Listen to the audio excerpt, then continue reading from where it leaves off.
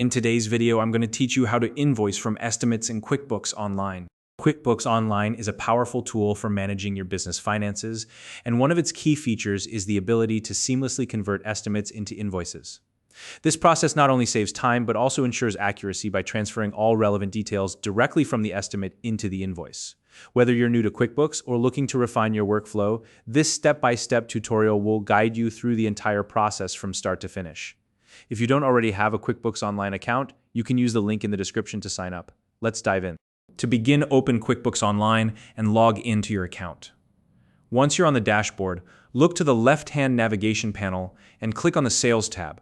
This will take you to the Sales section where you can manage all your transactions.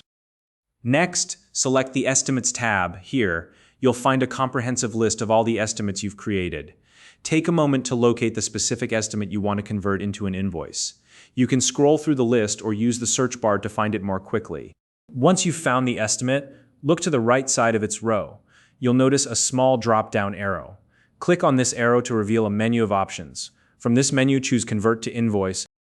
At this point, QuickBooks will generate a draft invoice based on the information in the estimate.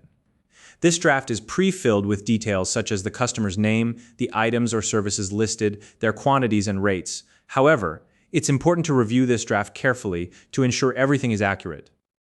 Start by confirming the customer information at the top of the invoice. Double-check the invoice date and the payment terms to make sure they align with your agreement.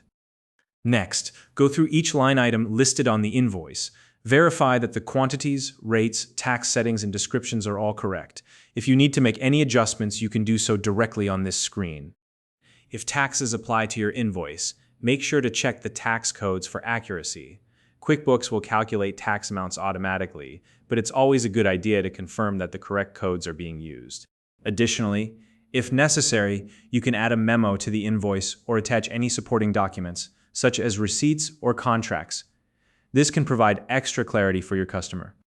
Before finalizing your invoice, take a moment to confirm the invoice number sequence.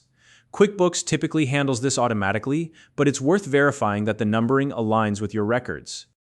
Once you're satisfied with all the details, click the Save button to finalize your invoice. After saving, you can find the updated invoice under the Invoices section in the Sales tab. It's now ready to send to your customer or record as part of your financial tracking. If you found this video helpful, please like and subscribe.